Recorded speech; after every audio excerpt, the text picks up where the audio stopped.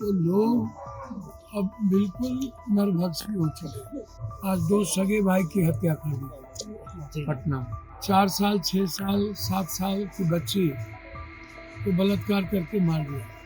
सहरसा में 2.5 साल की बच्ची के साथ बलात्कार। शूटर को पकड़ लेना या एक शूटर या 2 शूटर पकड़ा जाना, 2 बच जाना, तो इससे केस का अवरोधन नहीं हो सकता।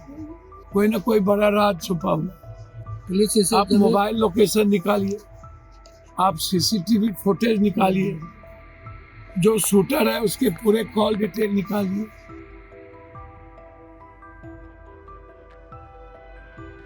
बिहार के सहरसा में एक 13 साल के छात्र की निर्मम तरीके से हत्या कर दी जाती है।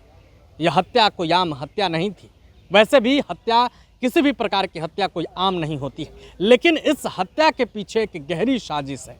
साजिश क्या है? इस पूरे मामले को लेकर पूर्णिया सांसद पप्पू यादव ने बड़ा खुलासा किया है। वो बता रहे हैं कि फ़ोन में सब कुछ है, इसकी सीबीआई जांच होनी चाहिए। जिस तरीके से नीट छात्रा मौत मामला उलझाऊ है, ठीक उसी तरीके से सहरसा के 13 साल के अंकित की हत्या मामला भी अब उलझाऊ हो गया है। इस पूरे मामले को लेकर पप्पू यादव क्या कुछ कह रहे हैं, आप ये पूरा वीडियो देखिए। लगातार जब घटना घटी थी तभी हम डीआईजी साहब से बातचीत किए थे और कौन बचेगा ये उम्मीद तो इस बिहार में नहीं। आज 2 सगे भाई की हत्या कर दी पटना में। जमीन माफिया सगे भाई की 4 साल, 6 साल, 7 साल की बच्ची को बलात्कार करके मार दिया। सहरसा में 2.5 साल की बच्ची के साथ बलात्कार। तो लोग अब बिल्कुल नर्वस भी हो चुके। अब अंकित की हत्या के पीछे 13 साल की बच्चे की हत्या के पीछे एसपी साहब को कारण में जाना चाहिए। जब परिवार के लोगों ने अननोन में एफआईआर किया, बाद में इसकी स्वीकार्य आई और किसी से कोई दुश्मनी नहीं है, तो फिर मारा क्यों?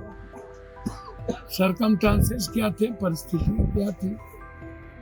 यदि परिस्थिति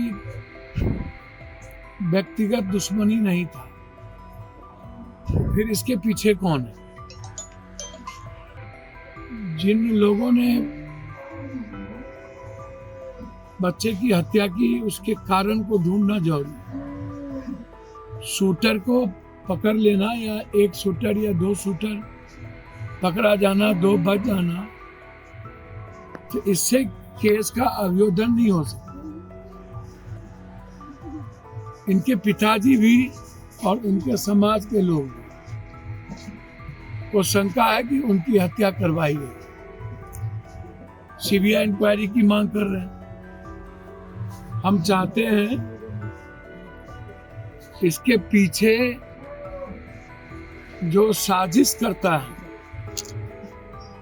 समाज उसके बारे में जानना चाहता है। आखिर क्यों? उस मासूम ने किसी का कुछ बिगाड़ा नहीं, इस परिवार की किसी से दुश्मनी नहीं, तो कोई ना कोई बड़ा राज छुपा हुआ।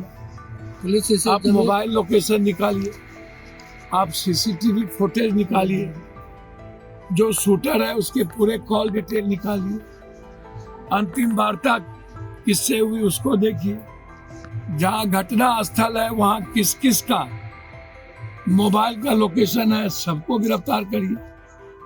वहाँ जहाँ मर्डर हुआ वहाँ तो अपने आप मोबाइल के लोकेशन आ जाएगा और फिर उससे पता चल जाएगा इसके पीछे कौन है। एसएफएल की रिपोर्ट से क्लियरिटी आएगी। तो जब परिजन कह रहा है कि इसके पीछे कोई ना कोई बड़ा हाथ है और जो हत्यारा है उसके पिताजी से भी पूछताछ किया जाए, तो फिर प्रशासन शिथिल क्यों? प्रशासन इसे जमीन विवाद का मामला बता रही है। नहीं, मुझे अब तो मैं पिताजी से भी बातचीत किया हूँ क्या जो शूटर है उन्हीं से जमीन का मामला विवाद है? और यदि जमीन का विवाद था तो बच्चे ने क्या बिगाड़ा? दादा से होगा। तो आपने वीडियो में देखा किस तरीके से पप्पू यादव भड़के हुए हैं और कह रहे हैं कि मुझे ही गिरफ्तार कर लीजिए। इस पूरे मामले को लेकर अब बिहार पुलिस आगे क्या कुछ कार्रवाई करेगी, क्या इस मामले को भी सीबीआई को सौंपा जाएगा, इस पूरे मामले पर हमारी नज़र बनी हुई है। पल पल की अपडेट हम आपको देंगे। आप बने रहे प्रभात खबर के साथ। शुक्रिया। प्रभातखबर.com, विश्वास वही, रफ्तार नहीं।